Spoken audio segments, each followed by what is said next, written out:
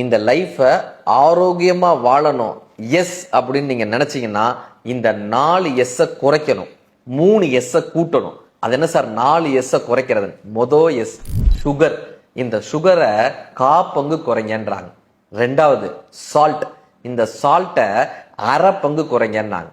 3வது சப்ஸ்டியூஷனல் அடிக்ஷன். அது ஸ்மோக்கிங்கா இருக்கலாம், செல்போனா இருக்கலாம், மதுவா இருக்கலாம். இந்த அடிக்ஷனை 3/4 பங்கு குறைங்கன்றாங்க. கடைசி எஸ் எது தெரியுமா? ஸ்ட்ரெஸ்ஸுங்க, மன அழுத்தம் முழுமையாக குறைச்சிடுங்கன்றாங்க. 3 எஸ் கூட்டுங்கன்றாங்க. அது என்ன சார் 3 எஸ்? முதல் எஸ் ஸ்லீப், நல்லா தூங்குங்க பாரு. 2வது எஸ் ஸ்வெட், நல்லா வேர்வை வர வரைக்கும் எக்ஸசைஸ் பண்ணுங்க, வேர்வை வர வரைக்கும் உழைங்க. 3வது எஸ் என்ன தெரியுமா? இதுதான் சார் வாழ்க்கையினுடைய ரொம்ப முக்கியமே, ஸ்மைலுங்க.